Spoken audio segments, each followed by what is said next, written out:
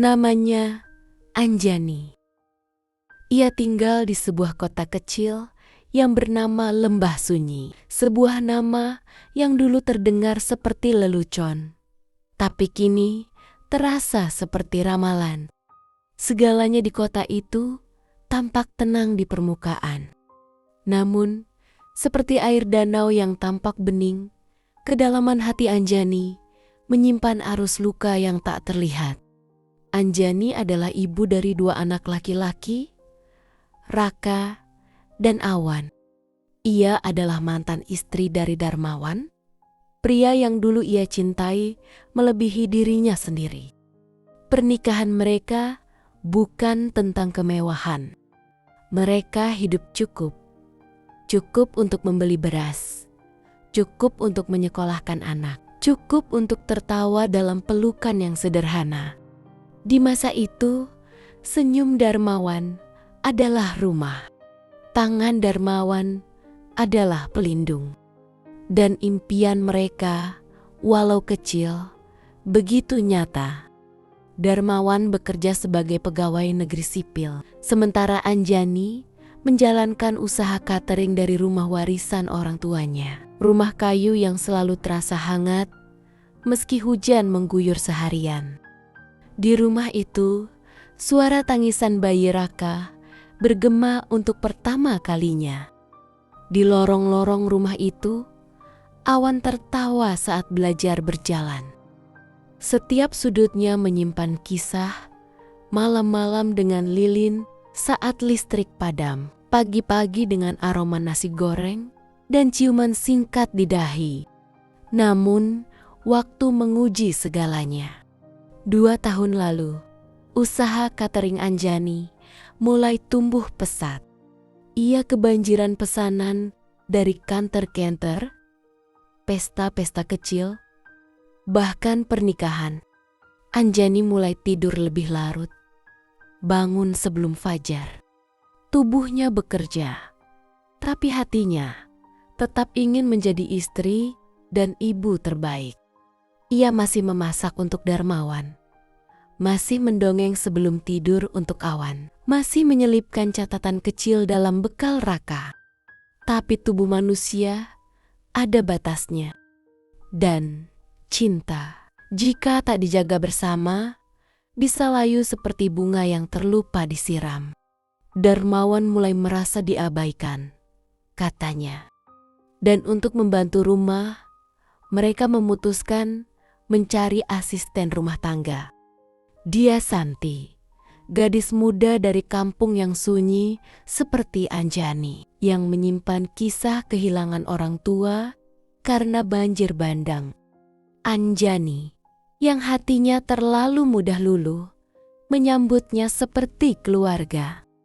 Ia memberinya kamar layak, pakaian, bahkan membelikannya ponsel sederhana. Santi pendiam, pekerja keras, dan tampak polos. Tapi dalam keheningan, sesuatu perlahan berubah.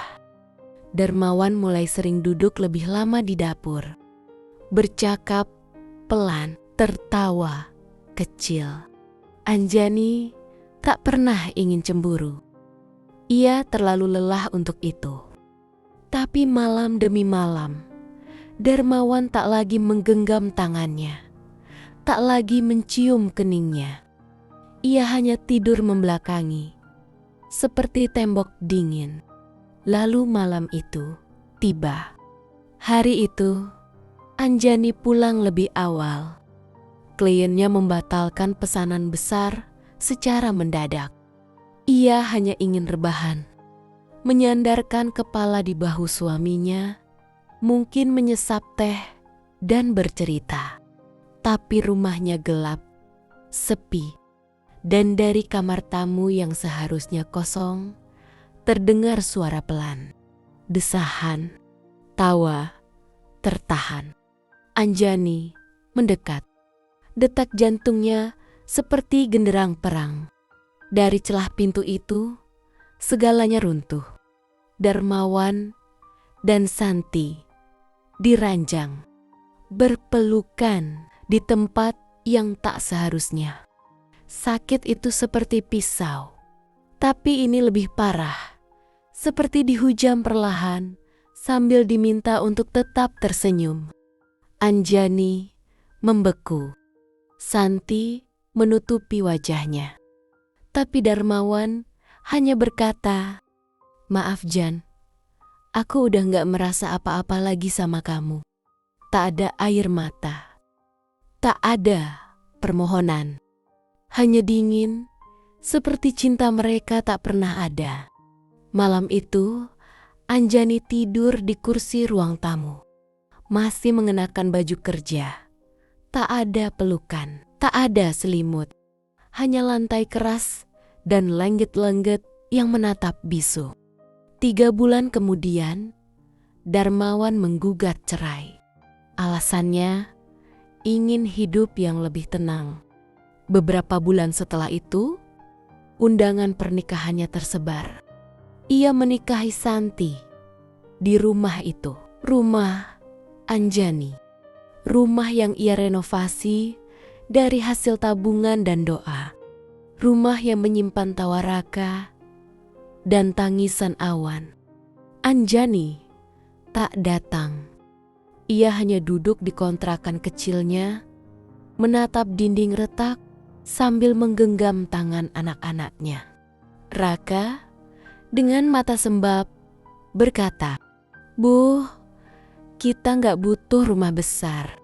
Kita cuma butuh ibu. Kami ikut ibu kemanapun." Kata-kata itu menahan Anjani untuk tidak hancur. Ia bangkit dengan luka yang belum kering. Ia memulai ulang. Catering kecilnya ia jalankan sendiri, tanpa bantuan. Pelanggan lama kembali, membawa pelanggan baru. Orang-orang tahu kisahnya, dan diam-diam mengaguminya. Anaknya, Raka, mulai membantu memasak.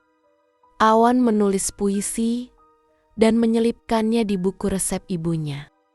Ibu, luka ibu jadi kekuatan kami. Ibu adalah cahaya di dapur, di hati, di hidup kami. Namun, malam tetap panjang.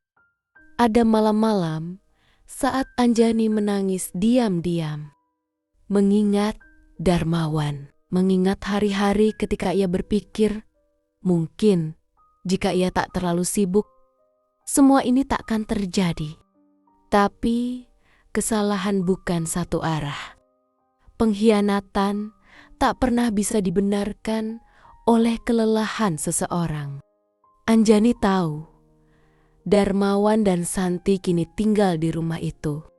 Tapi tak akan ada ketenangan di rumah yang dibangun di atas pengkhianatan. Ia tahu, ketika hujan turun dan atap bocor, itu adalah karma. Ketika dapur rusak, itu adalah pengingat. Sebab rumah bukan kayu dan paku. Rumah adalah cinta. Dan cinta itu telah ia bawa bersamanya. Kini, Anjani membangun hidupnya dari hati. Dari luka.